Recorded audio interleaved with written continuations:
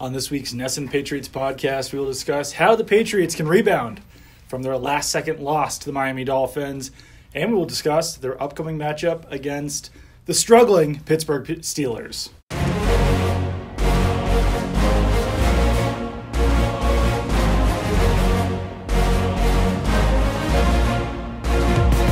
Hello and welcome to the NESN Patriots podcast. I'm Doug Kyed, joined as always by Zack Cox. Zack, how are you doing? Doing well. Still trying to process how everything ended down there on Sunday night. That was one of the crazier finishes I've seen. I think that's safe to say. Yeah, and I know that Patriots fans might not want to get too far back into that game, but we do have to discuss it. It's how we roll on this podcast, and I think that my biggest takeaway, and I've actually had. It's been a weird weekend for me. I actually went down to Disney World with my family on Friday night. Went to the parks on Saturday.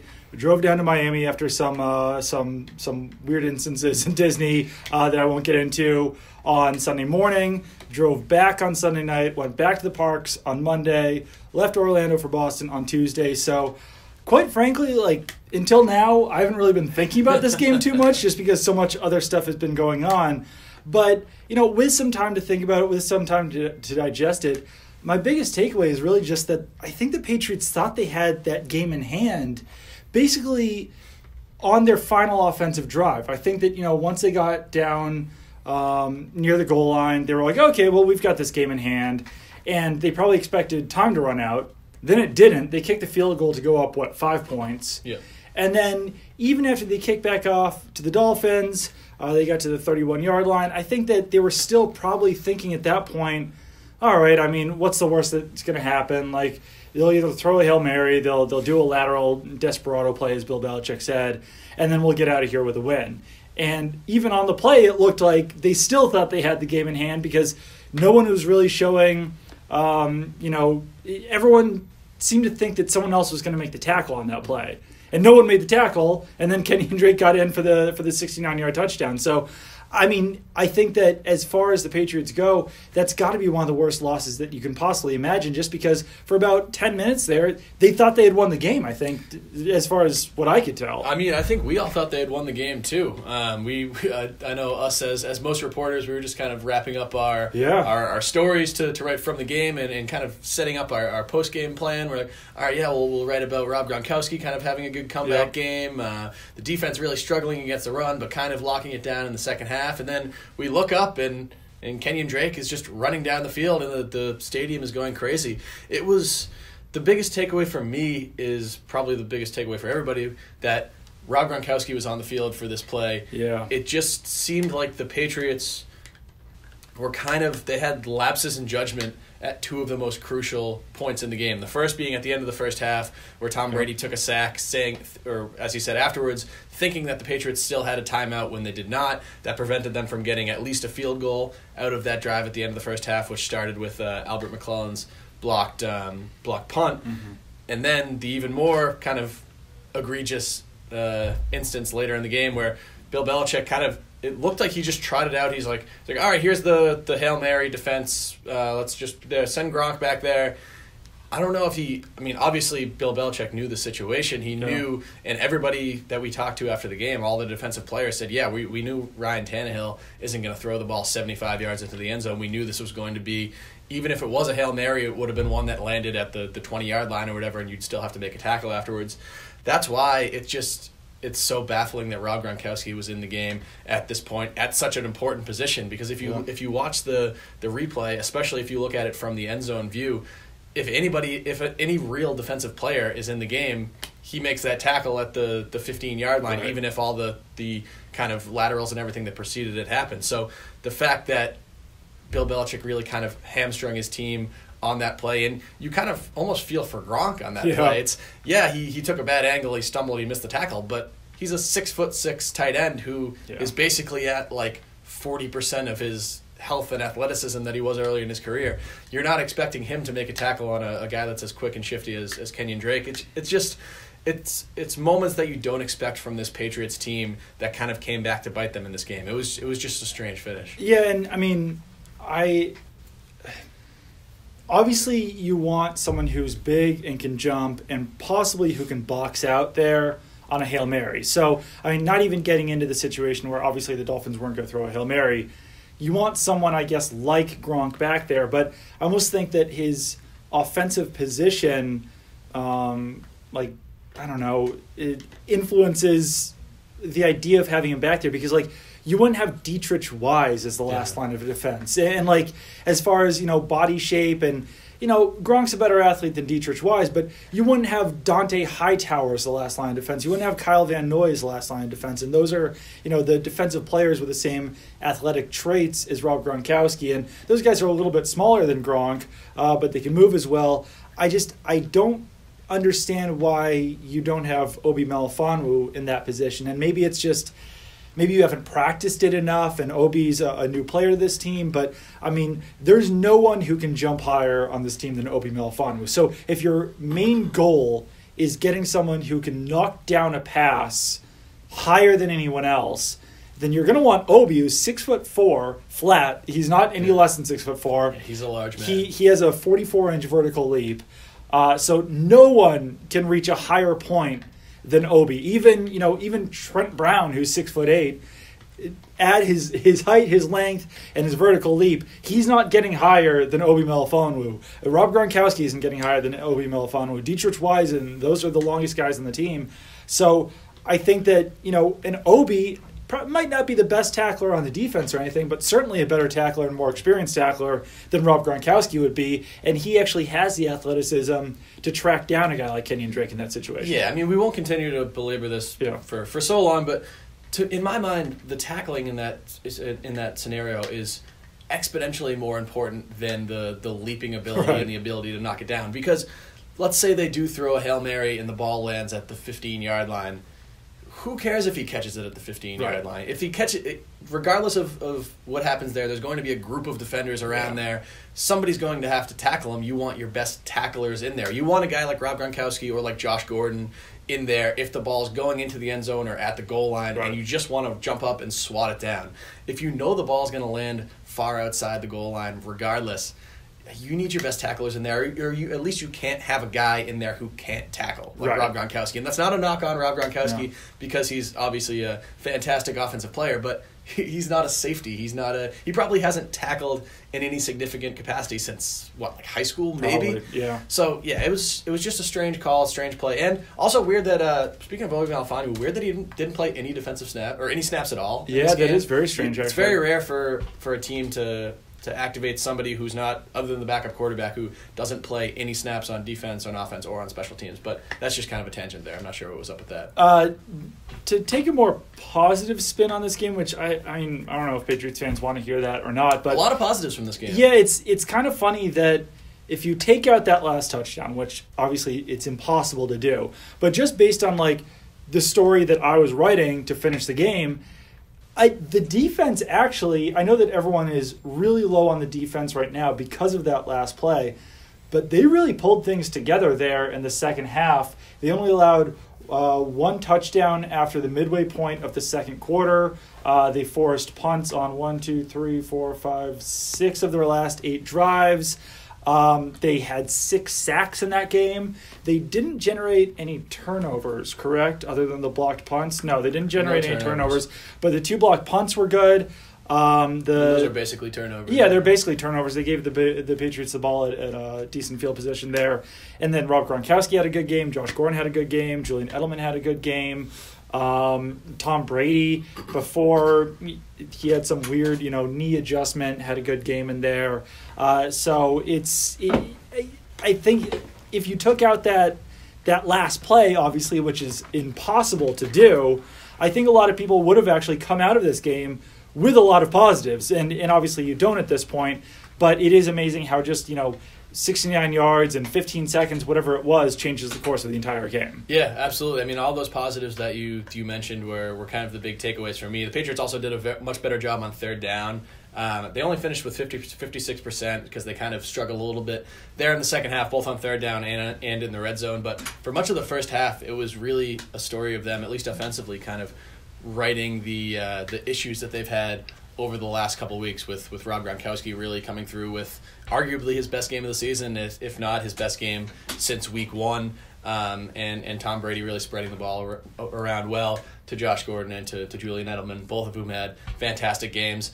Still some kind of, I don't know, they're not nitpicks because they're more significant than nitpicks, but kind of real legitimate negatives from this game, other than that last play. The run defense was terrible. They were really bad, yeah. It was, I mean, I looked at the stats yesterday. I can pull them up right now. They allowed 9 yards per carry, which is the second worst single-game mark in franchise history. Wow. The worst since... It was on 21 carries, too. It wasn't like it was a small sample. Yeah, I mean, even last week, they allowed 7.3 yards per carry to the Minnesota Vikings, but the Vikings only ran the ball 13 times, so it was got a little bit skewed by a couple of big plays. Like you said, in this one, they ran the ball 21 times, 9 yards per carry, 54-yard touchdown run by Brandon Bolden, who really hasn't been a running back since 2015. Right. He's basically been strictly a special teamer. He only played, I think, 3 offensive snaps all season coming into this game. You have the 36-yard run by Frank Gore. You had another 16-yard run. Ryan Tannehill had a nice scramble in there. And 9.0 yards per carry, most since the 1963 AFL championship game against the San Diego Chargers. Wow. So the most since the merger, really, for the Patriots. And over these last 2 weeks, the run defense has been a huge issue. I mean, they've allowed 7.3 yards per carry 10 times in franchise history. 2 of those games came within the last 2 weeks. So some real issues there. I mean, we talked to Brian Flores on a conference call yesterday, and he said that's his number one priority this week is getting that fixed. How that looks, we'll have to see this weekend. Maybe it's putting Danny Shelton back in the lineup. You kind of have to. I mean, Danny Shelton hasn't been great for the Patriots this year. He's honestly been pretty disappointing since they brought him in from the Cleveland Browns. But you look when he's not in there, 8.4 yards per carry allowed over the last couple weeks. That's by far the worst in the NFL. And even just having another body in there to kind of spell. I mean, Lawrence Guy and Malcolm Brown both played season highs in snaps this past weekend. If you go by percentage of snaps played. I think Lawrence Guy was actually pretty good. He's been pretty good all season. Malcolm Brown struggled at times, and it wasn't just the defensive line. The defensive line's fault for these kind of the issues that the Patriots have had in these last 2 games. The linebackers have kind of struggled to get off blocks a little bit, and the safeties too, especially in the last game. But it's kind of you kind of have to put Danny Shelton back in there at this point. I mean, the Patriots will luck out a little bit if James Conner can't play this weekend for the Steelers, which we'll get into in a little bit. But I think something has to change just with how badly they've struggled in that area over the last couple weeks. Yeah, and like you said, I think that just having Danny Shelton in there to spell Malcolm Brown and Lawrence Guy a little bit certainly helps. But it's not like the Patriots have been fantastic with Danny Shelton on the field against the run.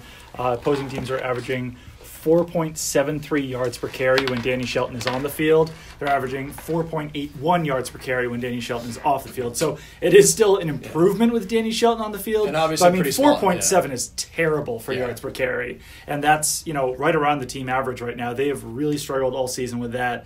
But I do think that, in the Miami Heat, they could have used someone to spell Malcolm Brown and Lawrence Guy just because it was about, 84 degrees at kickoff, something like that. It wasn't like Jacksonville level, but it was warm for sure. Yeah, it was warm and humid.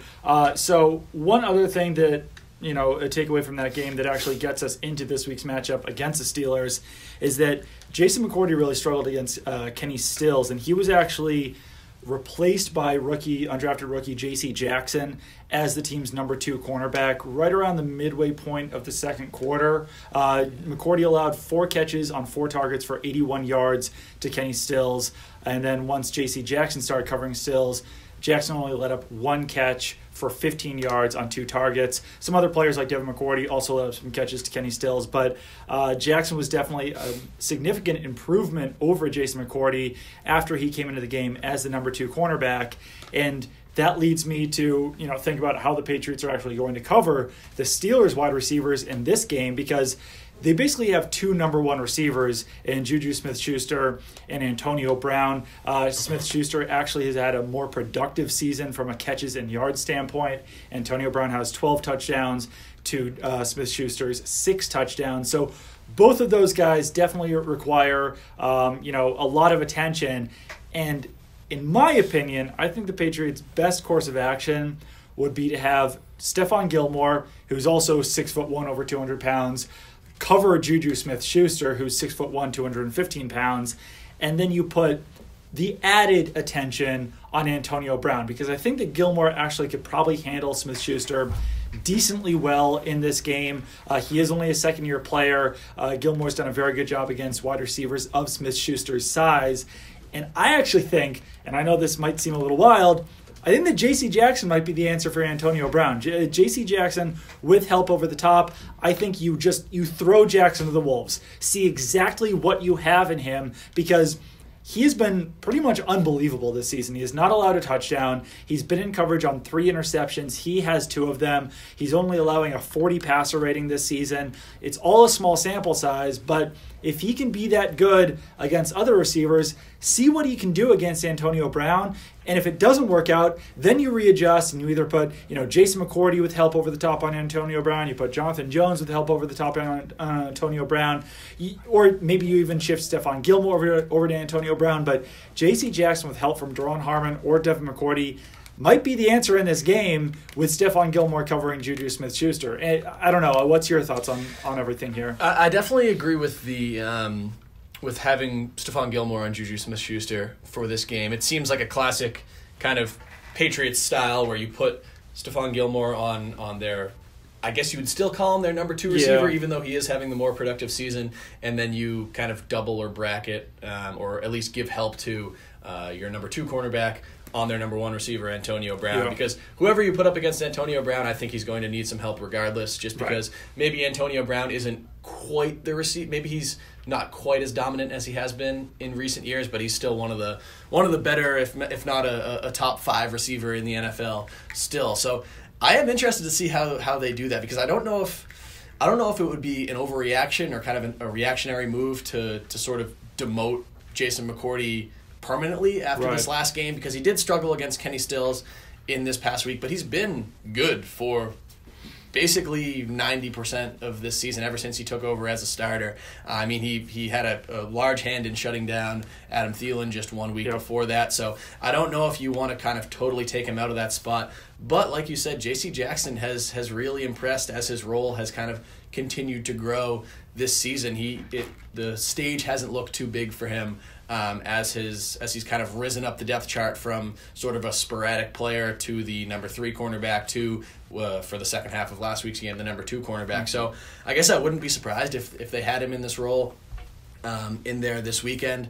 But I don't know. I'm not sure if you want to just take McCourty out right away. I'll be interested to see how they play us. I'm not really sure. I agree with the Gilmore and Smith-Schuster. I'm not really sure how they're going to handle the other one. I just don't know how well Jason McCourty's skill set matches up with Antonio Brown, because although at the same time, Antonio Brown, he's a savvy receiver. He's not the fastest guy, but he is a big play threat with kind of his savvy. And J.C. Jackson has been really good at preventing big plays this season. That's true.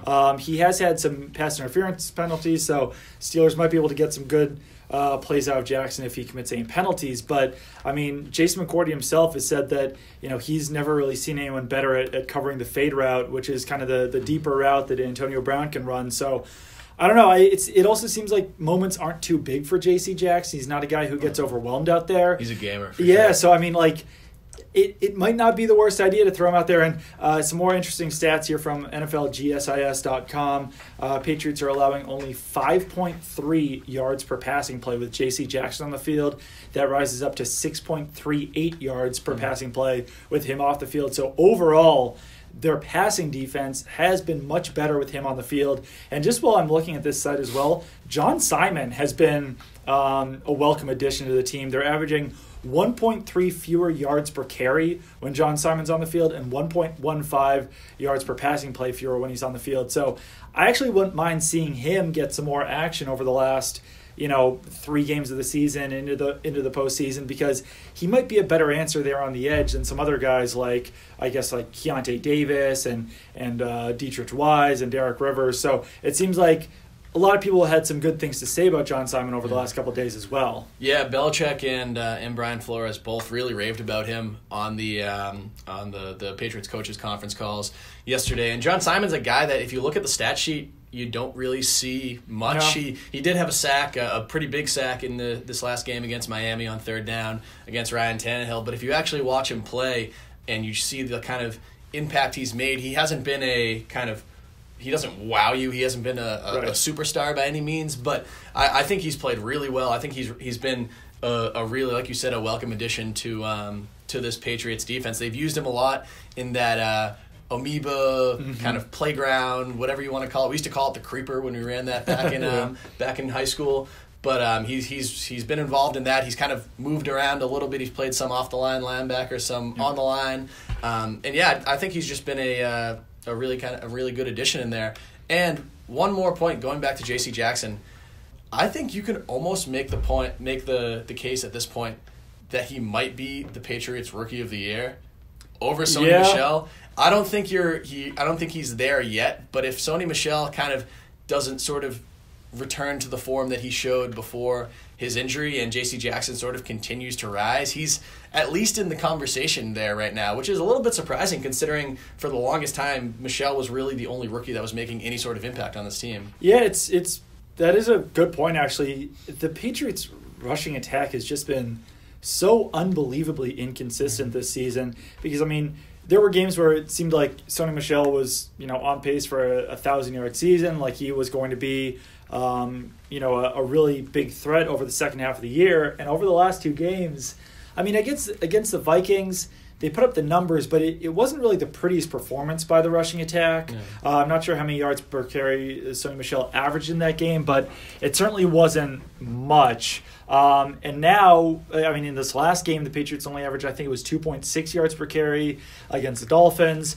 And they actually haven't played, their snap count on the season isn't too far apart. Sony Michel has played 250 snaps, whereas J.C. Jackson has played 223 snaps. And if J.C. Jackson continues to be a starter, even at whether it's as the number 2 or number 3 cornerback, it's almost certain that he will finish the season with more defensive snaps than Sony Michel has offensive snaps this season. Yeah, I'm trying to find the stats right now of what Sony Michel's stats have been these last 2 weeks. Where is it?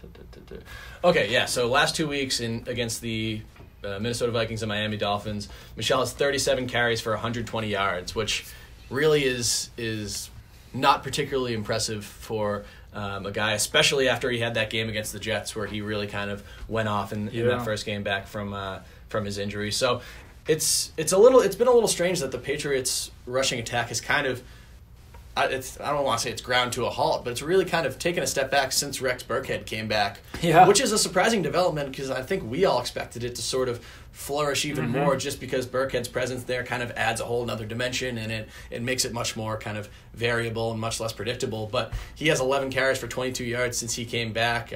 As I mentioned, Michel has 37 carries for 120 yards. James White, 10 carries, 39 yards. So none of them have been particularly impressive on the ground in the last 2 games. And James White was even unusually quiet in the passing game on Sunday. Finished with 2 catches on 4 targets for 15 yards, one of his least productive pass catching games of the season.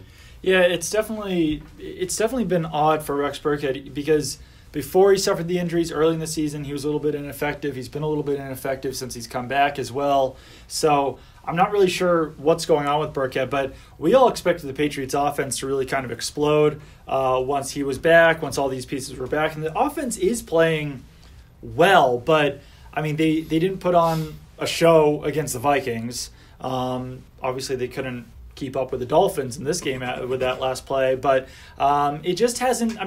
Brady played really well this last week. Gronkowski played really well, but they just haven't been able to put everything together. Yeah. So maybe it is against the Steelers that finally happens, that they can marry the rushing attack with the passing attack, and this offense can explode for 40 or 50 plus points. But it just hasn't been quite as good as we expected it over these last 2 weeks. Yeah, this last game against the Dolphins was kind of the classic case of what Tom Brady was talking about earlier in the season, where they put up 30 plus points, but you can tell that they did have several kind of pretty glaring missed opportunities where they could have easily put up 50 in this game. If the rushing attack is even slightly more more productive in this game, or if they convert on a couple of those situations where they do have the ball deep in Miami's territory. This could have easily been a 50-point game for the Patriots. And, I mean, if Steven Gostkowski doesn't miss the extra point early in the game, the field goal later in the game, this was kind of a rare step back for him. He's actually been very good this season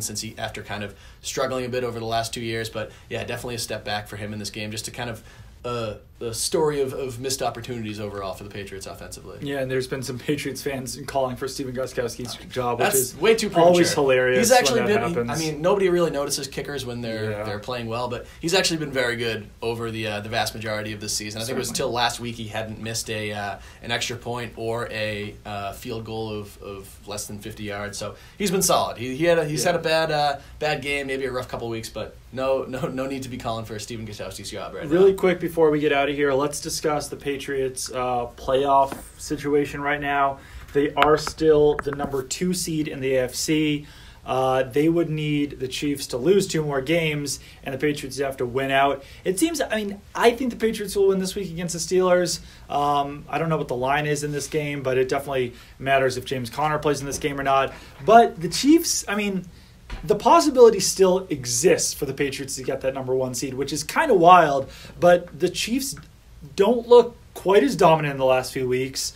They were up against the wire against the Ravens. That game went into overtime, and the Chiefs do still have to play, the Chargers and the Seahawks at home over the last 3 weeks of the season. Yep. They've got the Raiders in Week 17. The Raiders actually just beat the Steelers. So and the Raiders played the Chiefs pretty tough the week before. They lost 40-33. So. Where is that last game? It's in Kansas City. It's in Kansas City. So they play. Yeah, they have the Chargers at home, the Seahawks in Seattle, and then the Raiders in Kansas City. It's not inconceivable that they could lose 2 of those games, but it is very unlikely. Yeah, and the Chiefs haven't looked nearly as dominant as they did early in the season. If you look at their last couple games, they lost to the Rams in that crazy primetime game. Barely beat the Raiders, then had to go to overtime against the Baltimore Ravens. So they're not the kind of soul-crushing juggernaut they were earlier this season. So it isn't out of the realm of possibility that they lose 2 games there. But the most likely scenario, at least the way I look at it, is the Patriots. Even if the Patriots win out, they end up with the number 2 seed there, and then potentially have to go to Arrowhead for the AFC Championship game. Yeah. Long ways down the line, but I still think they obviously still have a very good chance of at least getting a first-round bye. And if the Patriots did lose to the Steelers, or if they lose 1 game over the last final weeks of the season, then they would have to root for a Texans loss, because the Texans are currently 9-4. And the Texans still have the Jets in New York, the Eagles in Philly, and the Jaguars in Houston. So the Eagles game is the most likely possibility that the Texans lose. But, really, if the Patriots want the number 2 seed or the number 1 seed, they're going to have to win out. And it would be, if they finished 11-5, it would be the first time they finished 11-5 or worse since, 2009 probably? I believe it is 2009 since they... 2009. They've lost 4 or fewer games in each of the last 1, 2, 3, 4, 5, 6, 7, 8 seasons. 2009, last time they had to play in a wild card playoff game. There's still a chance that they do not have to do that this season. There's a pretty strong chance that they will get that number 2 seed, but they haven't secured anything at this point coming into Week 15. They would have clinched the AFC East title and a playoff berth if they beat the Dolphins. They did not do that, so both of those are still kind of on the table going into this week. Yeah, and the Patriots did finish 12-4 every year from 2012 until 2015. So, Patriots fans are kind of down on this team right now, but 12-4 for a while there was pretty much the standard that the Patriots were setting. They did win the Super Bowl in 2014 with a 12-4 record. So all hope is not lost for this season, especially since we were talking about, some of the Chiefs' struggles. The Chargers do seem to be surging a little bit. I guess the Patriots would also have to hope for a Chargers loss if the Chiefs lost 2 games over the final 3 weeks of the season. True. Since the Chargers are currently 10-3. So a lot of things still up in the air, but like you said, it is still likely the Patriots finish with the number 2 seed. Let's get out of here for now. We are currently recording this in Mike Reese of ESPN's room. We want to get him back in here so that he can continue to work. So big thanks to Mike. We will be back next week to recap the game against the Steelers and preview the Patriots' upcoming matchup against the Buffalo Bills. So keep it on NESN.com for all of your Patriots coverage. Follow me on Twitter at Doug Kyed. Follow Zach on Twitter at Zack Cox NESN. And perhaps next week's podcast will be a more positive one. I'll talk to you guys next week.